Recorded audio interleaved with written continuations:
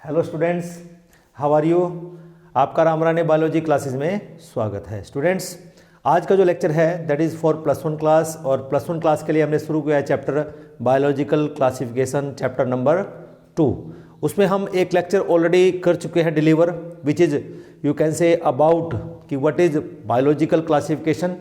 And उसमें हमने दो चीज़ें मेनली डिस्क्राइब की हैं, one is artificial classification and second one is natural system of classification.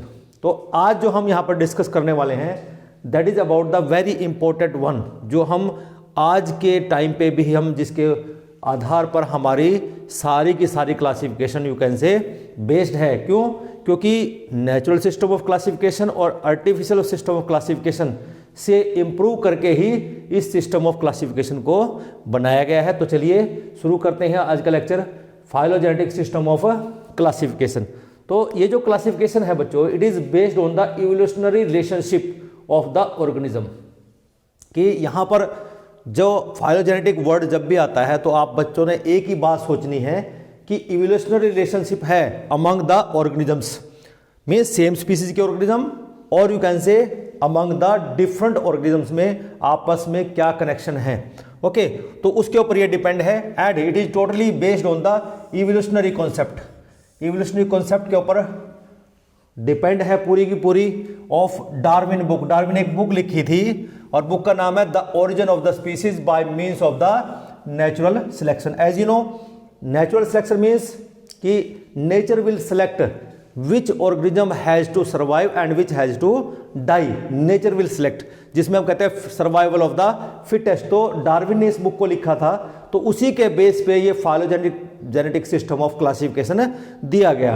And the first phylogenetic system was proposed by Engler and Prantl in 1887 से 1890 के बीच में ये पहला फाइलोजेनेटिक सिस्टम ऑफ क्लासिफिकेशन दिया गया।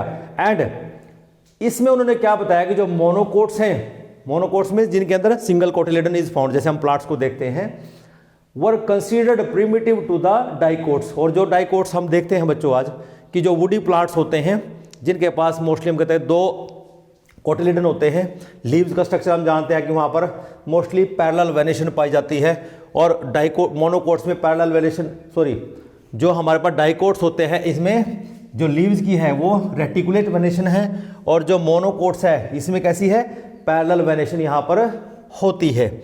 Now the major drawback of the system, अभी system का जो मेजर ड्रॉबैक रहा which was proposed by you can say Engler and Prantl, इसका एक ड्रॉबैक रहा that it considered evolution of the angiosperms from a single stock that is monophyletic origin.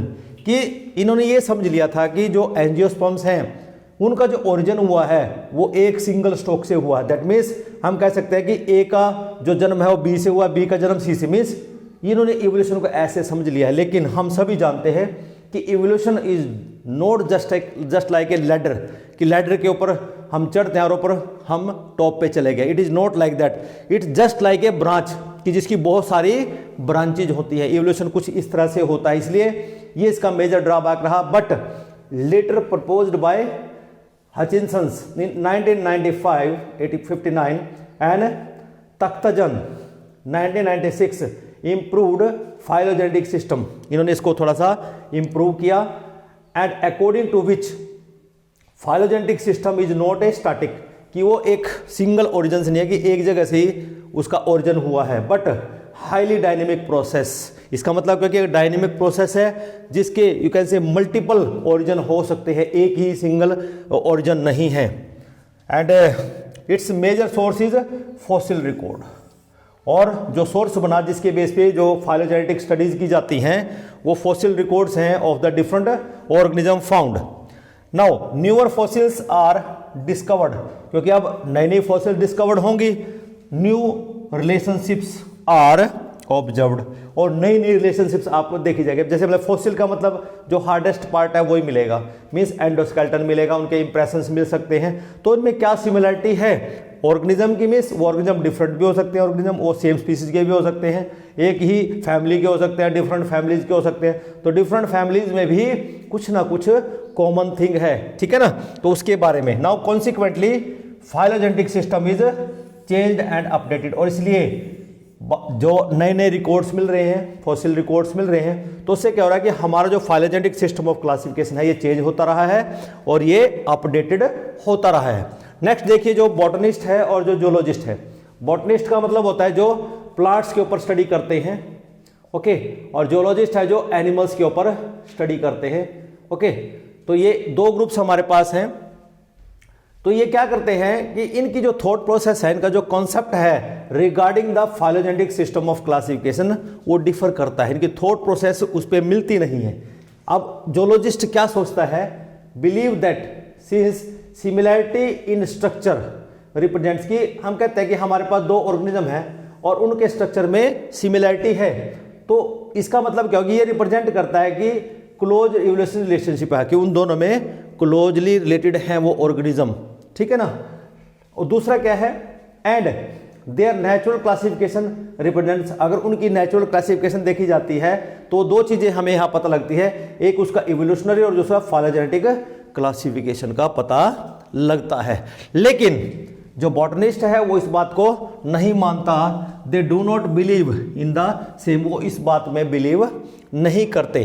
तो इसका वो इसलिए नहीं बिलीव कर पा रहे हैं कि वो बॉटनिस्ट ये जानते हैं कि हमारे पास एक ही जीनस के अंदर हायर प्लांट्स हैं, लेकिन वो हायर प्लांट्स में आप बच्चे देखिए वहाँ पर उनके प्रिमिटिव कैरेक्टर भी हमें मिल जाते हैं और एडवांस कैरेक्टर भी मिल जाते हैं। और ऐसा ही डिफरेंट फैमिलीज में है कि दो डिफरेंट प्लांट्स हैं और वो डिफरेंट फैमिलीज में अवेलेबल है और उनके कैरेक्टर्स जो हैं वो आपस में मिलते हैं। तो इसलिए वो इसको बिलीव नहीं कर पाए, क्यों, क्योंकि एनवायरनमेंट इज एवर चेंजिंग, उसमें बहुत से चेंजेस आते जाते हैं। तो इसका रिजल्ट क्या निकला, as a result phylogenetic system can at best be partly evolutionary. तो हम कह सकते हैं कि एक पार्ट में तो ये इवोल्यूशनरी हो सकता है एंड एक पार्ट में ये न्यूमेरिकल नेचर का होगा। कैसा होगा, न्यूमेरिकल नेचर का। तो इसमें इसको कंटिन्यूएशन करने के लिए एक और क्लासिफिकेशन हमारे पास है, फिनेटिक क्लासिफिकेशन। नाउ अब पढ़ते हैं phenetic classification. Phenetic classification, actually this phonetic classification is also a kind of the phylogenetic classification and इसका दूसरा नाम है टैक्सीमेट्रिसिस, जिसको हम बोल देते हैं। Actually it is a system of phylogenetic classification which is based on the affinities, similarities and dissimilarities of the characteristics present in the present day organism। कि जो phylogenetic classification का एक पार्ट जो phonetic classification है ये depend करता है किसके ऊपर, एफिनिटीज के ऊपर, कि जो ऑर्गेनिज्म है उनमें आपस में क्या रिलेशनशिप है, क्या सिमिलैरिटीज हैं, क्या डिसिमिलैरिटीज हैं, जो आज का प्रेजेंट डे ऑर्गेनिज्म है उनके ऊपर, ठीक है ना। फिर ये क्या चीज कंसीडर नहीं करता कि ये नहीं देखेगा कि ये किस तरह से इवॉल्व हुए हैं, उसके ऊपर ध्यान नहीं देगा, किस तरह से वो करेक्टर डाइवर्सिफाई हुआ है उसके ऊपर इसका ध्यान नहीं है। That means without searching the evolution and the diversification of these traits in their fossil ancestors, कि fossil ancestor में बिना सर्च किए ये क्या बताते हैं कि ये एफिनिटीज को बताएंगे, उनके सिमिलैरिटीज क्या है, उनकी डिसिमिलैरिटीज क्या है, उनके ऊपर ये डिपेंड करती है phenetic classification. Okay, now the classification obtains evidences की फिर बात आती है कि जब ये ना तो इवोल्यूशन को देख रहे हैं या ना डाइवर्सिफिकेशन को देख रहे हैं, कि जो फॉसिल रिकॉर्ड मिल रहे हैं एंसेस्टर्स के, ना तो उसमें इवोल्यूशन देख रहे हैं ना डाइवर्सिफिकेशन, फिर इनके पास क्या एविडेंसेस हैं जिसके बेसिस पे ये फिनेटिक क्लासिफिकेशन बना। तो देखिए जो यहाँ पर एविडेंसेस हैं, they take evidences from 4 major branches, 4 major branches जहाँ से ये जो फिनेटिक क्लासिफिकेशन है एविडेंसेस उनके मानते हैं, ठीक है ना। पहला है साइटोटैक्सोनॉमी, दूसरा है कीमोटैक्सोनॉमी, तीसरा है न्यूमेरिकल टैक्सोनॉमी और फोर्थ है क्लैडिस्टिक टैक्सोनॉमी। ये 4 मेजर ऐसे डिसिप्लिन्स हैं हमारे पास टैक्सोनॉमी के, जिनके एविडेंसेस के बेसिस पे ये फिनेटिक क्लासिफिकेशन बेस्ड है। चलिए सबसे पहला जो हम देखते हैं साइटोटैक्सोनॉमी, ठीक है ना, जो टैक्सोनॉमी की एक ब्रांच है, ये क्या करती है एक्चुअली बच्चों, it is based on the cytological information.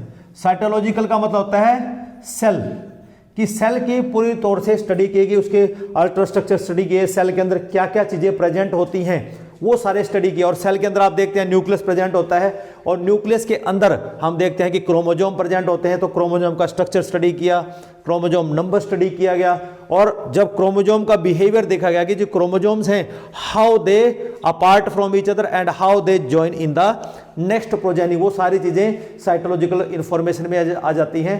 Provided comparative cytological studies, comparatively, कि जैसे सपोज करो हमारे पास ह्यूमन बींग्स को स्टडी किया गया, ह्यूमन बींग्स के अंदर देखते हैं आज की डेट में 46 क्रोमोजोम्स हैं, और एप्स के अंदर होते हैं 48 क्रोमोजोम। तो क्रोमोजोम का डिफरेंस आप देख रहे हैं, और हम ये भी कहते हैं कि ह्यूमन बींग्स का जो ओरिजिन हुआ है वो एप लाइक एंसेस्टर से हुआ है। कैसे हुआ है? एप लाइक एंसेस्टर से। बट जो साइटोलॉजिकल स्टडी हमें यहाँ दिखा रही है कि एप्स में 48 क्रोमोजोम होते हैं और ह्यूमंस में 46 क्रोमोजोम होते हैं। तो इसका मतलब जो साइटोटैक्सोनॉमी है, it is providing the best you can say explanation of the you can say classification। तो दैट मीन्स ये क्रोमोजोम नंबर को स्टडी करते हैं, स्ट्रक्चर को स्टडी करते हैं कि क्रोमोजोम का स्ट्रक्चर्स कैसे हैं, meiotic behaviour of the chromosome, और जब क्रोमोजोम डिवाइड होते हैं, मीन्स सेल डिवाइड करता है, तो in what way they are going to separate. तो इस तरह की जो स्टडी है, it gives you can say valuable evidence in favour of the phenetic classification. फिर आइए सेकंड वन आता है कीमोटैक्सोनॉमी। कीमो का मतलब होता है बच्चों यहाँ पे कोई भी केमिकल सब्सटेंस, कोई भी केमिकल सब्सटेंस, क्योंकि हम ये देखते हैं चाहे हम प्लांट्स की बात करें चाहे हम एनिमल्स की बात करें, हमारे अंदर कुछ केमिकल्स मिलते हैं, ठीक है ना। वो क्या हो सकते हैं? वो सिमिलर भी हो सकते हैं, वो डिसिमिलर भी हो सकते हैं। तो बायोकेमिकल सिस्टमेटिक्स भी हम इसको कह देते हैं। It is also called biochemical systematics and it is based on the characteristics of various chemical constituents of the organisms, की ऑर्गेनिज्म के अंदर चाहे वो प्लांट है चाहे वो एनिमल है, उनके अंदर किस तरह के कंस्टिट्यूएंट, केमिकल कंस्टिट्यूएंट वहां पर मिलते हैं, उनके ऊपर ये टोटली डिपेंड रहता है। जैसे हमारे पास अमाइनो एसिड्स है, ये केमिकल कंस्टिट्यूएंट है। फिर प्रोटीन्स किस तरह के हैं, मीन्स हम देखते हैं कि प्लांट्स हैं उनके अंदर कैसे प्रोटीन्स हैं, और हमारे अंदर जो ह्यूमन बींग्स हैं किस तरह के प्रोटीन्स हैं, डीएनए सीक्वेंसेस को देखते हैं, alkaloids, all these are the chemical constituent of the different organisms.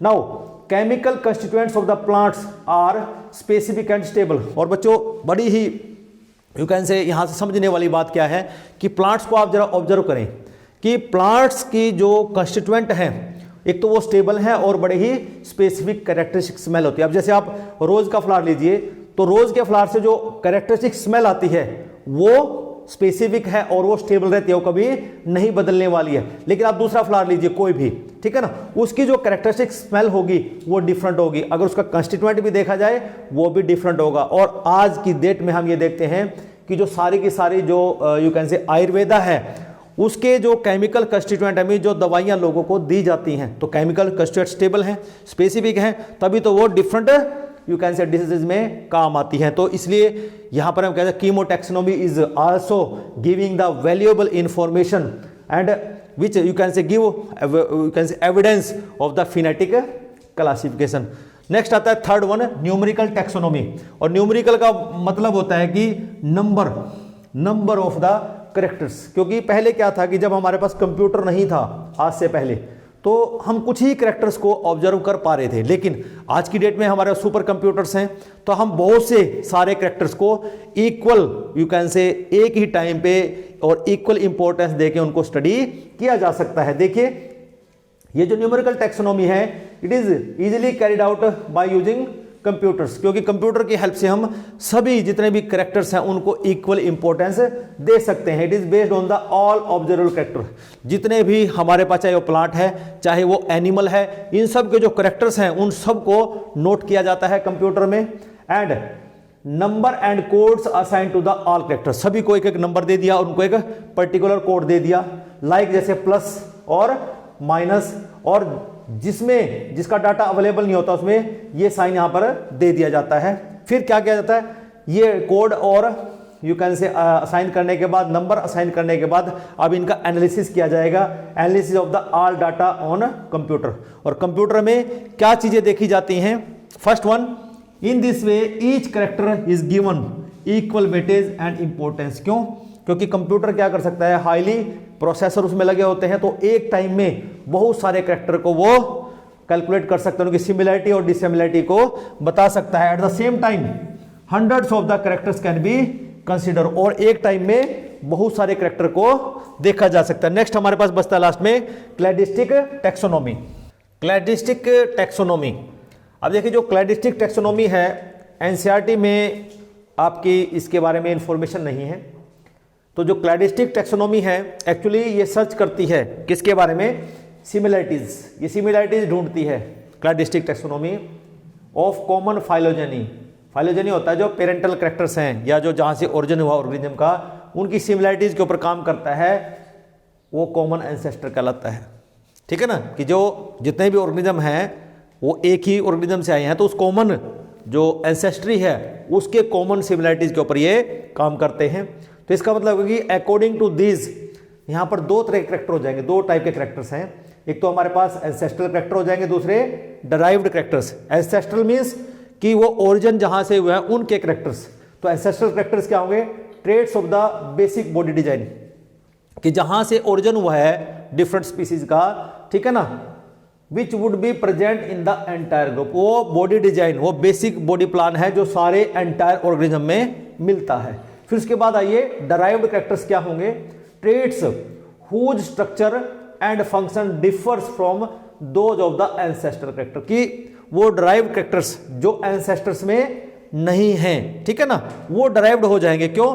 क्योंकि वो स्ट्रक्चर और वो फंक्शन एंसेस्ट्रल में नहीं है, लेकिन body design is similar and these appear during the evolution. कि ये जो डराइव्ड कैरेक्टर्स हैं ये अपीयर कब हुए, क्योंकि बेसिक बॉडी डिजाइन डिफरेंट है which is only found in the ancestral characters, वो एंसेस्टर में मिल रहा है, लेकिन जो अगले ऑर्गेनिज्म है जो इवोल्यूशन के बाद बड़े हैं, तो इसका मतलब जो इवोल्यूशन होगा उस दौरान हमारे पास डराइव्ड कैरेक्टर्स आएंगे। क्यों? उसका स्ट्रक्चर, उसका फंक्शन वो सिमिलर नहीं होगा, और जिसके कारण क्या होगा, there is formation of the new sub groups, तो नए सब ग्रुप्स बनते जाएंगे। तो कहने का मतलब बच्चों यहाँ पे क्या है कि अगर हम देखें कि जो क्लैडिस्टिक टैक्सोनॉमी है इसके हर स्टेप में एक यू कैन से एक नई क्लासिफिकेशन और यू कैन से ग्रुप फॉर्मेशन हो सकती है। इसका जो हर स्टेप है it produces a new branch, ये एक नई ब्रांच को ऑर्गेनाइज करता है, प्रोड्यूस करता है। आगे देखिए, और arranging the organisms on the basis of their shared similar और डराइव्ड कैरेक्टर्स, कि इन दोनों कैरेक्टर्स के बेसिस पे अगर हम उनको ऑर्गेनिजम्स को अरेंज करते हैं, that differ from ancestral characters will produce a common phylogenetic tree. तो वहां पर एक कॉमन फाइलोजेनेटिक ट्री बन जाती है जिसको हम नाम देंगे क्लैडोग्राम। तो these are the you can say some classification which are put forward to classify the whole living organism। तो अगला जो लेक्चर होगा बच्चों that is about the you can से classification on the basis of the these classification. In classification जो आज तक हमने पढ़ी है, मीन्स आर्टिफिशियल क्लासिफिकेशन आपने पढ़ी, नेचुरल क्लासिफिकेशन आपने पढ़ी, फाइलोजेनेटिक क्लासिफिकेशन हमने पढ़ी, फिर हमने फिनेटिक क्लासिफिकेशन पढ़ी, और फिनेटिक क्लासिफिकेशन के हमने स्टडी किए हैं यहाँ पे कि एविडेंसेस जिसके ऊपर वो काम करती है। तो इन सभी को ध्यान में रखते हुए एक 5 किंगडम क्लासिफिकेशन, मीन्स पहले 2 किंगडम क्लासिफिकेशन, फिर 3 किंगडम, फिर 4 किंगडम और फिर 5 किंगडम जो आज हम देखते हैं, उनके बारे में स्टडी हम अगले लेक्चर में करने वाले हैं। Till then have a nice day, thank you.